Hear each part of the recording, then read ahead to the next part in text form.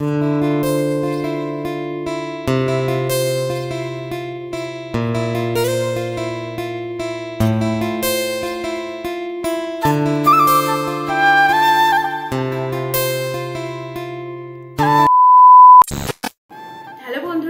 কেমন আছো? আশা করি অনেক ভালো আছো। তোমাদের ভালোবাসায় আমিও অনেক ভালো আছি। টুম্বা লাইফস্টাইলে তোমাদের আরও একবার ওয়েলকাম জানিয়ে আজকে ব্লগটা শুরু করছি। আর দেখতে পাচ্ছ আমি এখন রেডি হয়ে গেছি, তো এখন আমি একটু ঘুরতে যাব। আর সকাল থেকে আমি ব্লগটা শুরু করিনি, এখন বাজে সন্ধ্যে 6টা, আমি এখন থেকেই ব্লগটা শুরু করছি।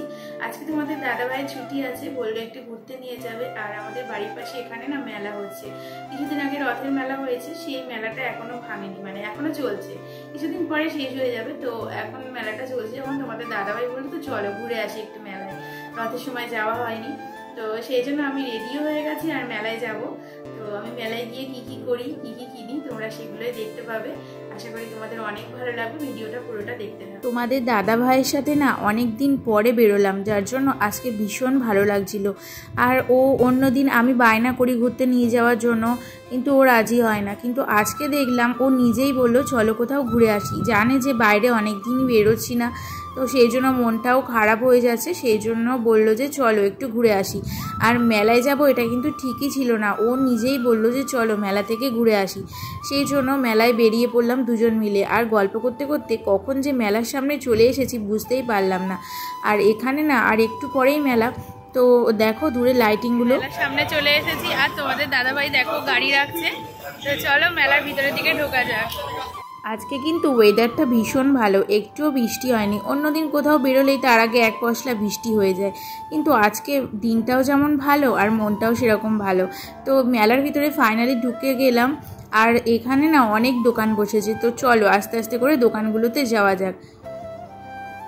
মেলার মধ্যে আসলেই প্রথমেই আমার চোখ যায় সাদা জিনিসের দোকানগুলোতে। আর দেখো এখানে কত ভারী ভারী গয়না বিক্রি হচ্ছে, আর কত রং বেরঙের চুড়ি বিক্রি হচ্ছিল। বিয়ের আগে না আমি প্রচুর চুড়ি কিনতাম, যেখানেই মেলা যেতাম সেখানেই চুড়ি কিনে আনতাম।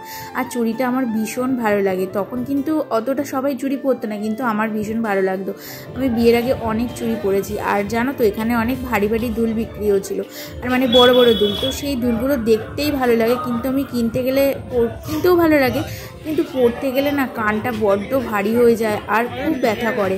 আর এমনি কেনা দুল পরলেই আমার মানে স্যুট হয় না। আর মেলার মধ্যে এখন দেখি যে বেশিরভাগ সবসময় কুর্তির দোকানগুলো বেশি হয়। আগে কিন্তু এরকম কুর্তির দোকান ছিল না মেলার মধ্যে, এখন প্রত্যেকটা মেলায় দেখি এরকম কুর্তির দোকান, সোয়েটারের দোকান, চাদরের দোকান দেখা যায়। তো ঘুরে ঘুরে দেখছিলাম যে মনের মতো জিনিস পছন্দ হয় কিনা, তো কুর্তিগুলো দেখছিলাম কিন্তু পছন্দ হয়নি। তারপরে আসলাম একটা ক্লিপের দোকানে, তো এখানে এই গার্ডারগুলো কিনছিলাম। তো ভাবলাম যে গার্ডারগুলো আমার রয়েছে, আর আমার না সবসময় নতুন নতুন জিনিস কিনতে ভীষণ ভালো লাগে, মানে নতুন নতুন ডিজাইনের কি উঠেছে সেটাই দেখবো। আর আগে আমি চারিদিকটা ঘুরে নিই, তারপরে কেনার চেষ্টা করি। তো এখানে এই ক্লিপগুলো না ভীষণ ভালো লাগছিলো, আর নতুন বেশ ভালোই লাগছিলো, তো সেই জন্য ক্লিপগুলো কিনলাম। মেলার মধ্যে প্রচুর দোকান বসেছে, আর অনেক শাড়ির দোকানও বসেছে দেখলাম।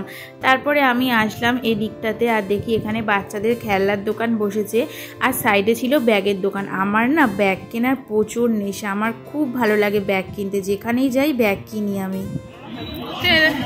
হ্যাঁ গাছগুলো ভালো। এইগুলো কত করে? এই সরি 100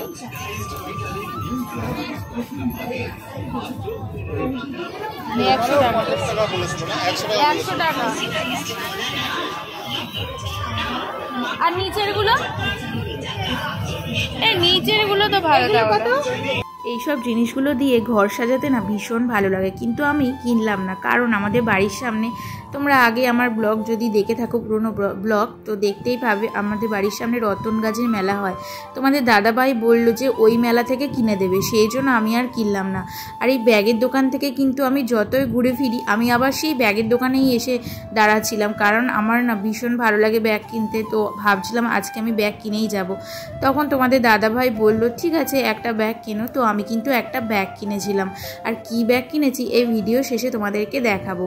আর দেখো এখানে কত টেডি বিক্রি হচ্ছিল, এইগুলো না ভীষণ ভালো লাগছিল দেখতে। তো কিনিনি আমি, তারপর চারিদিকটা ঘুরছিলাম। আর কত বড় রেস্টুরেন্ট করেছে। মেলার মধ্যে আমি গেলে কখনো দেখি না এই রেস্টুরেন্টটায় অনেক লোকজন থাকে, কিন্তু বড় রেস্টুরেন্ট করে। আর দূরে দেখো, ওই দেখো কত দোলনা রয়েছে, নারকেল দোলনা, ময়ূর, ওইদিকে অনেক দোলনা রয়েছে। আর এখানে একটা সুন্দর জিনিস দেখছিলাম, এখানে একটা পাপেট শো দেখাচ্ছিল। তো এখানে এই পুতুল দুটো খুব সুন্দর নাচছিল, নাচের মানে গানের তালে তালে। কিন্তু গানটা দিলে যে কপিরাইট খেয়ে যাব, সেই জন্য আর গানটা দিলাম না। কিন্তু দেখো পুতুলের নাচটা কি ভালো লাগছিল।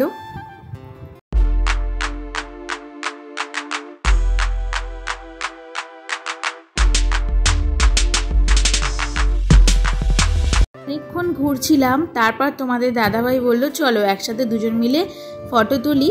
তো এখানে অনেকগুলো ফটো তুলছিলাম। তারপরে ফুচকার দোকানে এসেছে সামনে, আর ফুচকা খাবো না। আর মেলার মধ্যে না আমি একটাই মাত্রই ফুচকার দোকান দেখলাম, এতক্ষণ ধরে ঘুরলাম। তো দুজন মিলে ফুচকা খেয়ে নিলাম। এখানে ফুচকাটা অতটা ভালো করেনি, আর আলুর বদলে না শুধু পাঁপড় দিচ্ছিল। তো যার জন্য একদমই ভালো লাগছিল না ফুচকাটা খেতে, কিন্তু নিয়ে ফেলেছি যখন পাতা খেতেই হবে, তাই খাচ্ছিলাম। লাস্টেরটা শুকনো খেলাম, আর লাস্টেরটাও একদম ভালো করেনি। তোমার দাদাভাই বলছিল এর থেকে বাইরে খেলে অনেকটাই ভালো হতো। আর জানো তো, সারা মেলা ঘুরলাম কিন্তু একটা দোকান আমি দেখতে পেলাম না, সেটা হলো কাঁচের চুড়ির দোকান। আমি ভেবেছিলাম এখান থেকে সবুজ রঙের কাঁচের চুড়ি কিনবো, শ্রাবণ মাস, আর শ্রাবণ মাসে কাঁচের চুড়ি পরবো, সেই জন্য তোমাদের দাদাভাই কিনেও দেবে বলেছিল। কিন্তু একটা দোকানেও দেখলাম না যে কাঁচের চুড়ি বিক্রি হচ্ছিল। তারপর সারা মেলা ঘুরে মেলার বাইরে চলে আসছিলাম আমরা, কিন্তু জিলিপি কেনা এখনও আমাদের হয়নি।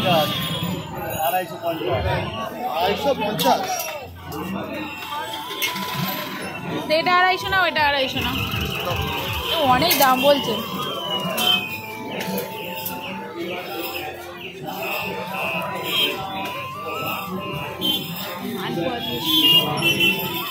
কেনাকাটা করা হয়ে গিয়েছিল, তোমাদের দাদাভাই পেমেন্ট করছিল, আর আমি দাঁড়িয়ে দাঁড়িয়ে এখানে ছবিগুলো তুলছিলাম।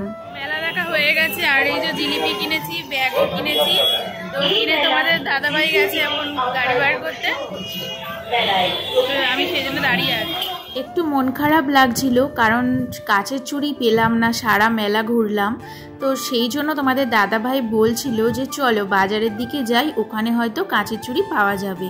এখন এসছি একটু বাজারে, কিছু কেনাকাটা করব আর কাচের চুড়ি কিনবো, সেই জন্য বাজারে এসছি। যেটা যেন পার্সেল থাকে ঠিক আছে, এগুলো না। আর এর সামনে কিছু পড়বে এই টাইপের, এই তো কাঁচের চুড়ি, এই সবুজই তো পড়ে। হ্যাঁ সবুজই আছে সামনে পড়া। না না, খুব ভেঙে যাবে ফটফট করে। বাজারে না অনেক দোকান ঘুরেছিলাম, কিন্তু কোথাও কাচের চুড়ি পাচ্ছিলাম না। সবাই বলছিল এই সবেমাত্র শেষ হয়ে গেছে, আবার নতুন করে আনবো। কিন্তু তাই আমি ভাবছিলাম আমার কি আর কাচের চুড়ি পরা হবে না। ফাইনালি এই দোকানটা থেকে কাচের চুড়ি পেয়েছিলাম। তারপরে ওখান থেকে আমরা আইসক্রিম খেয়েছিলাম। তারপরে তোমাদের দাদাভাই গাড়ির তেল ভরবে, সেই জন্য আমরা একটু পেট্রোল পাম্পে এসেছিলাম। তো এখান থেকে আমরা তেল ভরে নিয়ে বাড়ি চলে এসেছিলাম। আর দেখো তোমাদের দাদাভাই আমাকে কাচের চুড়িটা পরিয়ে দিল, আর ওর হাতে পরার আমার ইচ্ছা ছিল, ও বলল যে দাও পরিয়ে দিই। তো আমার ভীষণ ভালো লাগছিল। তোমাদের কেমন লাগলো? প্রথমবার আমি এরকম ওর হাতে কাচের চুড়ি পরলাম সবুজ রঙের শ্রাবণ মাসে।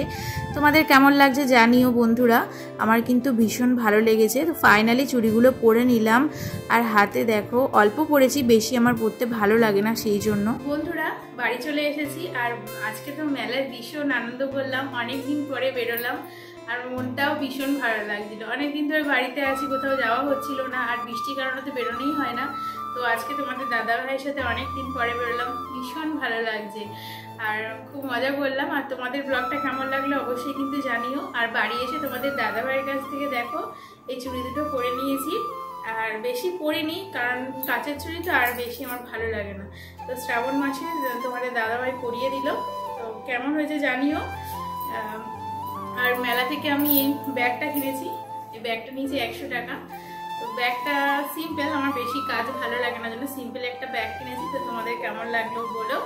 আর দুটো ক্লিপ কিনেছি, সেটা আর দেখালাম না, আর বেশি কিছু কিনিনি, শুধু খেয়েছি, ফুচকা খেয়েছি, তোমরা তো দেখলেই। তো তো চলো আজকের ব্লগটা এখানেই শেষ করছি। তোমাদের যদি ভালো লেগে থাকে অবশ্যই লাইক কমেন্ট শেয়ার করে দিও, আর যদি নতুন বন্ধু হয়ে থাকো চ্যানেলটা সাবস্ক্রাইব করে দিয়ে আমার পাশে থেকো। তো আজকের মতো টাটা, বাই বাই, সবাই ভালো থেকো, সুস্থ থেকো, আর দেখা হবে নতুন ব্লগে।